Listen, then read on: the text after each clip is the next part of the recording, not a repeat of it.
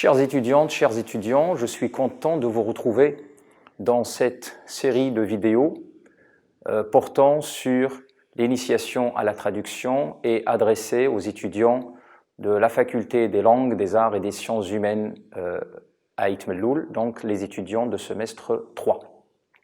C'est une vidéo qui ne dispense pas les étudiants, bien sûr, de assister à des cours en présentiel, mais en même temps, et elle complète ce que nous avons déjà vu durant les 5 séances que nous avons passées ensemble.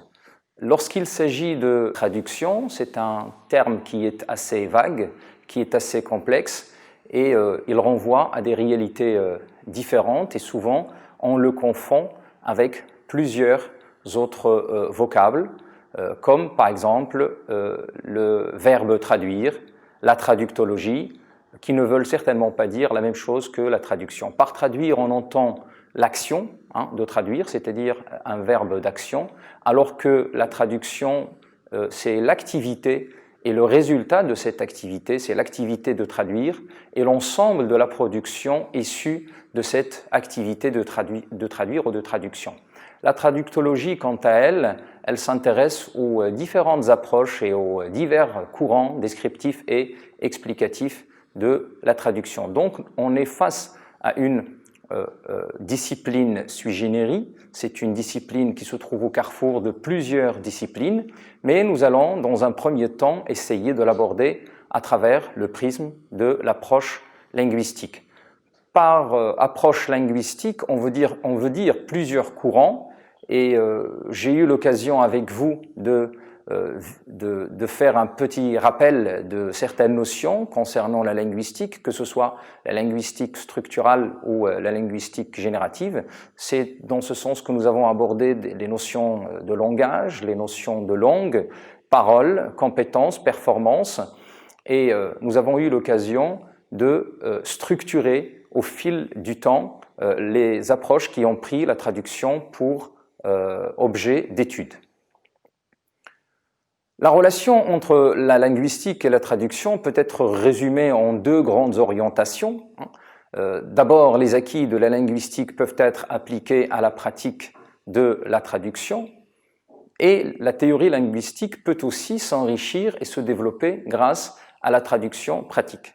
Dans ce sens, je rappelle que par linguistique, on veut dire bien entendu l'étude scientifique du langage, c'est une étude descriptive, explicative et surtout objective. Donc, nous ne sommes pas dans le côté normatif de la grammaire, donc il ne s'agit en aucun cas de juger la grammaticalité ou la grammaticalité de la langue, mais il s'agit de décrire cette langue. Donc, la traduction a beaucoup bénéficié des apports de la linguistique. Aussi, la linguistique s'intéresse aux langues et au langage, tandis que la traduction s'occupe des traducteurs et des traductions. Donc, il faut d'ores et déjà que je vous mette en garde. Donc, il ne s'agit en aucun cas de se tromper de sujet. Chacune des deux disciplines s'occupe d'un sujet différent. Donc, nous sommes face à une pléthore de courants linguistiques et chacun propose une explication propre et des techniques spécifiques, car chacun de ces courants envisage les phénomènes observés à un niveau différent. Donc, nous avons le niveau du mot, le niveau de la phrase ou encore le niveau du texte. Pour ce qui est de la linguistique, elle en reste bien souvent à la phrase, car elle doit encore beaucoup à l'héritage séculaire de la grammaire. Donc, la linguistique historique est fondée des comparaisons sur l'analyse morphosyntaxique, et les grammaires formelles contemporaines ont renforcé cette restriction. Donc, comme je viens de le dire, je peux résumer donc de manière assez brève et assez sommaire les deux volets de la linguistique. Donc, la linguistique, elle peut être normative sous l'influence de la grammaire historique comparée. Elle peut aussi être descriptive. Lorsqu'elle s'écarte un petit peu de ce volet normatif, elle peut s'adresser ou élargir son champ d'étude pour s'intéresser au texte. Si elle reste purement normative, bien entendu, son sujet d'étude reste le mot et la phrase. Malgré l'autorité de la tradition grammaticale, tout engage la linguistique à prendre les textes pour objet, bien entendu, hein, même si il y a cette influence ou cette restriction grammaticale, la linguistique quand même prend de la distance par rapport à la grammaire et prend les textes pour objet, et si elle le fait, elle va bien entendu affronter des phénomènes d'une autre nature et d'une autre échelle. Elle ne va pas abandonner pour autant le palier de la phrase, mais peut y faire retour d'une façon nouvelle dans la mesure où le global détermine le local. Et si l'on ne peut pas réduire un texte à une suite de phrases, chacune de celles-ci reçoit du texte où elle figure des déterminants ou des déterminations inoubliables, même sur sa syntaxe et sur sa morphologie. Quand on parle de linguistique, il faut bien entendu parler des figures là, de cette discipline. Le premier à avoir abordé la traduction à partir d'un prisme linguistique fut Andreï Fedorov, donc c'est un traducteur russe de Saint-Pétersbourg qui a élaboré pour la première fois une théorie scientifique de la traduction fondée sur la linguistique.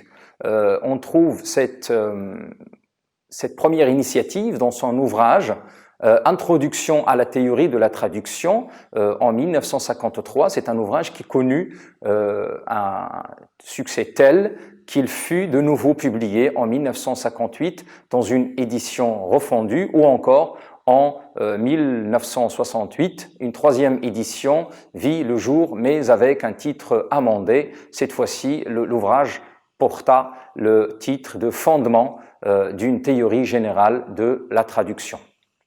Alors, André Fedorov postule que toute la théorie de la traduction doit être incorporée dans l'ensemble des disciplines linguistiques. Donc, c'est le sillage dans lequel la traduction ou la théorie de la traduction peut être abordée. Fedorov élude ainsi la question de l'extralinguistique, non qu'il l'écarte a priori, mais pour des raisons de méthode, comme bon nombre de linguistes avant lui. Par ailleurs, il insiste sur la nécessité pour le traducteur d'être armé d'un bagage linguistique à toute épreuve, en philologie par exemple, en stylistique et en métrique notamment.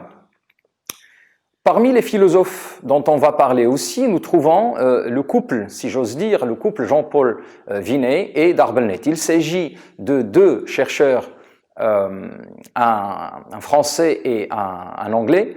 Ils ont travaillé ce qu'on appelle l'approche stylistique comparée à travers leur ouvrage Stylistique comparée du français et de l'anglais, publié pour la première fois en 1958. Ces deux auteurs associent la traductologie à la linguistique, c'est-à-dire la science de la traduction, le discours sur la traduction à la linguistique et aux autres disciplines comme la stylistique, et donnent une première véritable méthode de traduction. Les deux auteurs sont extrêmement importants. Pourquoi? Parce que pour la première fois, ils vont définir des critères de base qui permettent d'analyser des procédés de traduction. Donc nous sommes vraiment face à une, je ne veux pas dire une recette, mais en tout cas des techniques bien détaillées, bien précises pour la traduction. Donc les premiers critères qu'ils mettent en place, par exemple le critère de servitude et option. Donc nous sommes face à deux notions, la servitude et l'option, indirectement ou entendez par là la stylistique interne, c'est-à-dire dans quelle mesure le traducteur bénéficie ou jouit d'une marge de manœuvre quand il s'agit de traduire d'une langue de départ vers une langue d'arrivée. Est-ce qu'il est uniquement asservi à cette langue, ou bien il dispose de certaines options, donc que ce soit pour la langue de départ ou bien pour la langue d'arrivée, parce que dans les deux langues, nous sommes contraints de faire avec les tournures stylistiques et internes propres à chaque langue. Il y a aussi un deuxième procédé, c'est le procédé de surtraduction et de sous-traduction. Alors, les deux procédés vont dans ce qu'on appelle les figures d'insistance. On peut sous-traduire et on peut aussi sur-traduire, mais ce sont là deux défauts de la traduction. Donc comment éviter la sous-traduction et comment éviter la sur-traduction et uniquement ou simplement faire de la traduction, tout simplement. Donc pour un traducteur canadien-québécois qui s'appelle Jean Delisle, donc dans la traduction raisonnée, il nous donne une petite définition de la sous-traduction. Il dit il y a sous-traduction lorsqu'on omet d'introduire dans le texte d'arrivée les explications ainsi que les compensations et les étoffements qu'exigeraient une traduction fidèle ou idiomatique. Pour la surtraduction aussi, il nous donne une petite définition lorsqu'il dit on fait de la surtraduction lorsqu'on explicite abusivement ce qui convient de garder implicite passant d'une langue à l'autre. Ici, comme nous pouvons le constater, donc dans la sous-traduction, il y a une omission des ornements, de ce qui fait la beauté d'une langue. Et on peut aussi passer à côté des compensations et des étoffements que toute traduction exigerait pour rester fidèle et idiomatique. Mais il y a aussi surtraduction lorsqu'on explicite plus qu'il nous faut, abusivement, ce qu'il convient de garder simple ou peut-être implicite. C'est-à-dire ce qu'on appelle un effet de suggestion. Le troisième procédé, c'est le bon usage et la langue vulgaire. Alors, le bon usage, si on veut, il s'agit de la langue soignée, de la langue châtiée, surveillée, non familière, non populaire, non relâchée. Aussi, c'est l'usage constant des personnes qui ont souci de bien parler et de bien écrire. Et la langue vulgaire, c'est la langue plus ou moins familière, argotisée, une langue qu'on ne soigne pas beaucoup et à laquelle on ne s'intéresse pas vraiment sur le volet esthétique. Le deuxième apport de ces deux chercheurs, c'est l'application de ces trois critères. Donc, l'application de ces trois critères leur a permis de distinguer 7 procédés techniques que nous allons pouvoir expliciter avec des exemples. Donc, nous avons les procédés directs de la traduction et les procédés directs. Donc, 2 familles de procédés techniques qui s'appliquent ou qui résultent de l'application des 3 critères précédemment vus. Pour ce qui est des procédés directs, il parle de 3 procédés, l'emprunt, le calque et la traduction littérale. Pour ce qui est des procédés indirects, on parle de la transposition, de la modulation, de l'équivalence et de l'adaptation. Alors, l'emprunt. Si on prend un exemple de l'emprunt, d'abord, il s'agit d'une réutilisation dans le texte d'arrivée d'un terme ou d'une expression provenant du texte de départ. Cependant, le mot emprunté doit obéir à une condition. Il doit être connu et adopté. Autrement dit, il doit être connu et reconnu en tant que tel, en tant qu'emprunt, en tant que terme emprunté ou mot emprunté à une langue. Sans quoi, ou faute de cela, il doit être écrit en italique. Cette technique, bien entendu, elle est à l'origine de beaucoup de néologismes, mais attention à son usage. Exemple, par exemple, on peut dire « Il avait rendez-vous avec son ami pour aller visiter le British Museum. Ils sont ensuite allés manger au restaurant. Elle a pris, ou il a pris, une tortilla, il lui des sushis. » Par exemple, ici, vous avez vu les mots, nous avons des mots comme British Museum, donc c'est un emprunt qu'on a emprunté directement à la langue anglaise, tortilla, n'est-ce pas, qu'on emprunte à la langue italienne, et les sushis empruntés directement du japonais. Donc ici, on les a pas mis en italique et on peut pas, parce que tout le monde sait ce que c'est, donc c'est reconnu dans la langue française comme mot emprunté à différentes langues. L'emprunt, c'est le premier procédé. Il y a un deuxième procédé, c'est le calque.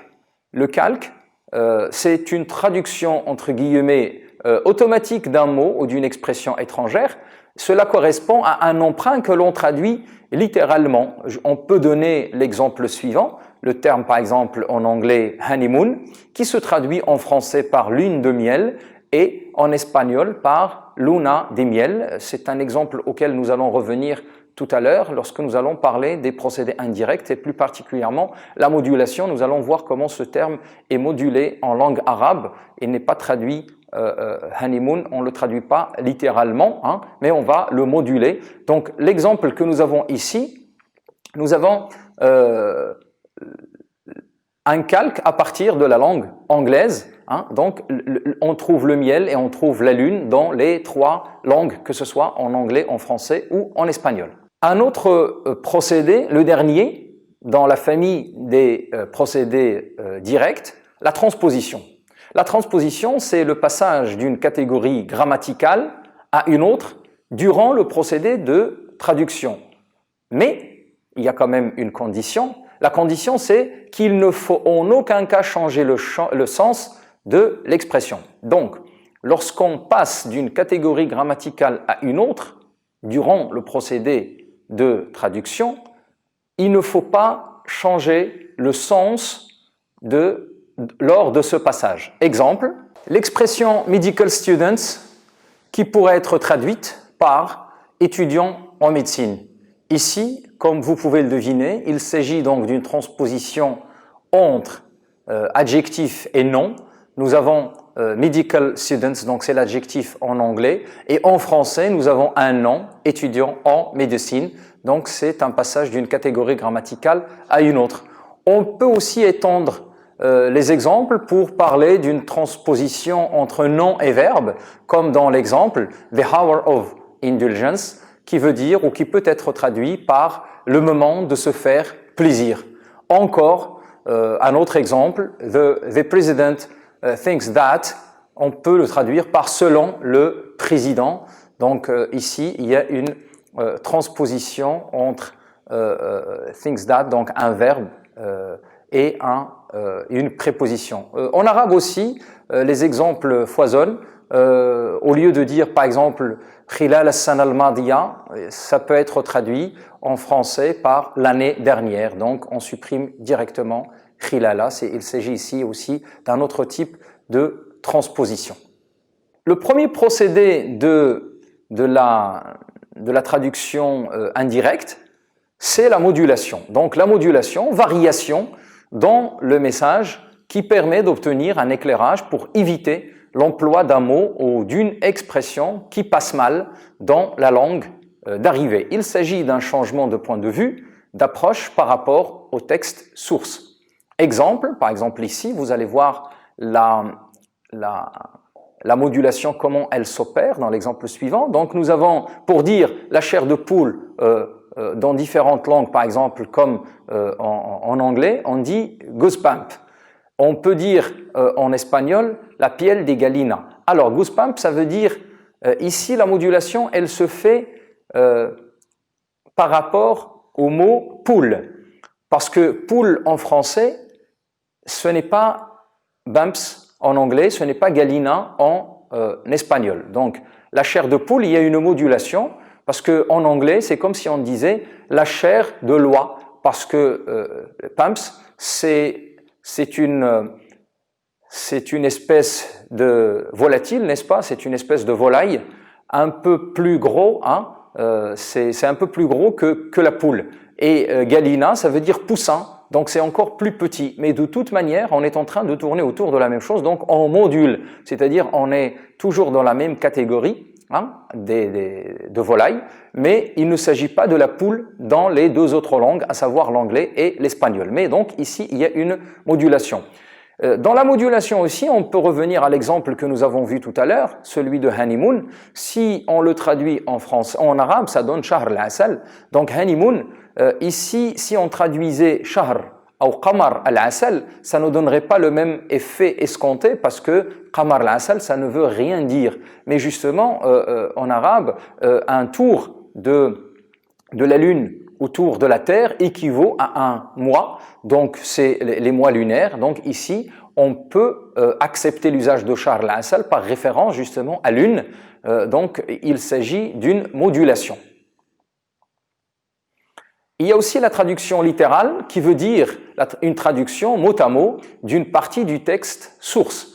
Évidemment, cette technique ne peut pas être utilisée ou ne peut être utilisée que si le rendu a du sens dans la langue cible. Donc, vous pouvez traduire mot à mot, encore faut-il que le mot à mot dans la langue cible ait le même sens que dans la langue de départ ou la langue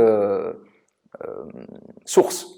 Par exemple, en anglais, on dit « I left my keys at home », qui peut être traduit littéralement, une traduction littérale, par « j'ai laissé mes clés à la maison ». Or, malheureusement, lorsque vous dites « j'ai laissé mes clés à la maison », en français, ça n'a pas la même connotation que « I left ». Pourquoi? Parce que « j'ai laissé mes clés à la maison » suppose que je les ai laissés volontairement, c'est-à-dire il y a une intention de les laisser, donc c'est en aucun cas ça peut être assimilé ou associé à un oubli ou à une omission. Alors que « I left my keys at home », le sens principal que dégage la phrase, c'est bien sûr la notion de l'oubli. J'ai oublié. Le troisième apport des deux traducteurs ou des deux chercheurs, Jean-Paul Vinet et Jean Darbelnet, c'est l'unité de traduction. Donc, ils ont travaillé sur les plus petites unités de traduction et ils appellent unité de traduction le plus petit segment de l'énoncé dont la cohérence impose une traduction d'ensemble. Dans ce cadre, ils distinguent 4 types d'unités de traduction. Les unités fonctionnelles, c'est-à-dire les unités qui ont les mêmes fonctions grammaticales dans les deux langues. Par exemple, ici, je vous propose une langue que je vais couper en segments. Il habite Saint-Sauveur-de-Tinée, à 2 pas, en meublé, chez ses parents. Donc vous voyez, ici nous avons découpé cette phrase en unités fonctionnelles. Donc si on peut traduire, on va traduire « il habite » comme unité fonctionnelle, donc avec des fonctions grammaticales, donc ici sujet-verbe, Saint-Sauveur, hein, n'est-ce pas, à 2 pas, en meublé, n'est-ce pas, donc il y a des compléments circonstanciels de lieu, ainsi de suite. Alors, après les unités fonctionnelles, vous avez les unités sémantiques, ce sont les unités qui possèdent le même sens dans les deux langues. Donc il s'agit de chercher des équivalences entre les deux. Donc ces unités sémantiques présentent une unité de sens. Par exemple, sur le champ en français peut se traduire en immediately en anglais, hein, donc parce que ici il y a une unité de sens, donc il y a c'est pas une unité fonctionnelle, mais c'est une unité sémantique. Ensuite, troisième type d'unité, nous avons les unités dialectiques. C'est les unités qui procèdent du même raisonnement autour duquel elles s'articulent. Par exemple, on peut trouver des unités dialectiques comme en effet, puisque, pourtant, toutefois, cependant. Donc en effet, puisque, ce sont des unités dialectiques qui procèdent du même raisonnement. Pourtant, toutefois, cependant, ce sont une autre famille d'unités dialectiques qui procèdent du même raisonnement. C'est la cause, par exemple, ici. C'est l'opposition. Les unités prosodiques, ce sont les unités qui impliquent la même intonation. Les unités prosodiques, ce sont les unités qui impliquent la même intonation, comme on peut le trouver ici, par exemple. Elles sont celles dont les éléments participent à une même intonation. En général, elles sont l'apanage de l'oral, n'est-ce pas? Mais en raison de l'intonation nécessaire, entre autres. Pourquoi? Parce que dans la réalisation, à l'écrit, on ne peut pas, il est difficile de faire exprimer l'intonation. C'est pour ça les unités prosodiques relèvent d'abord de l'oral. Par exemple, lorsque vous dites « you bet », je vous crois, donc ici il y a une incitation au défi, n'est-ce pas? Je vous challenge, vous avez raison, vous gagnez, n'est-ce pas? Donc on peut exprimer ces unités prosodiques grâce à l'intonation de la voix. Chacune donc de ces unités correspondent à un mot. Par exemple, dans la phrase « il gagne 5 000 $», il y a autant d'unités que de mots et on peut remplacer chaque mot séparément sans le changer dans le contexte de la phrase. Exemple, elle reçoit 300 euros. Regardez par exemple, nous avons remplacé il par elle, gagne par reçoit, 5 par 3, 1000 par 100, dollars par euro. Ici, pour bien comprendre ce procédé, je l'avais bien expliqué en présentiel et encore plus, la nuance, elle se montre encore plus tranchée avec la langue arabe. Pourquoi? Parce qu'avec la langue arabe, ou la traduction de la langue arabe vers le français ou du français vers l'arabe est beaucoup plus complexe que lorsqu'il s'agit de langues qui font partie d'une même famille linguistique. Comme nous l'avons vu pendant le cours ou durant le cours, nous avons vu, suite aux études glottochronologiques, qu'il y a plusieurs familles de langues et nous avons focalisé sur deux grandes familles de langues, c'est la famille de l'indo-européen et la famille du camito-sémitique. Nous avons dit que pour l'indo-européen, dans le français justement, donc c'est une langue qui fait partie de l'indo-européen, à l'image de l'anglais, de l'espagnol, des autres langues latines comme l'italien, le portugais. C'est une langue qui se base sur ce qu'on appelle le phénomène d'affixation, alors que la langue arabe, qui est une langue qui relève ou qui fait partie de la grande famille camito-sémitique, elle est basée sur la dérivation, elle s'effectue sur la dérivation consonantique. Donc là où il y a affixation dans le français, il y a consonne ou dérivation consonantique basée sur la trilitérité ou la bilitarité du verbe arabe dans la langue arabe. Aussi, nous avons vu que cette difficulté s'ajoute à une autre difficulté qui est les quatre niveaux de la langue arabe, à savoir le niveau des catégories, donc ce qu'on a appelé le niveau catégoriel, le niveau lexical, c'est-à-dire la réalisation sonore et phonétique, le niveau des lieux, donc chaque mot a un lieu bien particulier dans la phrase, et le niveau rectionnel, c'est-à-dire que les mots dans une phrase sont régis les uns par les autres. Et c'est là où j'avais l'occasion de vous parler de la spécificité des deux types de la langue, ce qu'on appelle des deux types de la phrase, ce qu'on appelle la phrase al-jumla al-ismiya, al-jumla al-fi'liya. Donc nous avons vu qu'il ne s'agit pas du tout de la même, peut-être au niveau grammatical et au niveau lexical, les deux figures se ressemblent, mais lorsqu'il s'agit du niveau des lieux et du niveau rectionnel, il s'agit de deux réalités ou deux phénomènes complètement différents.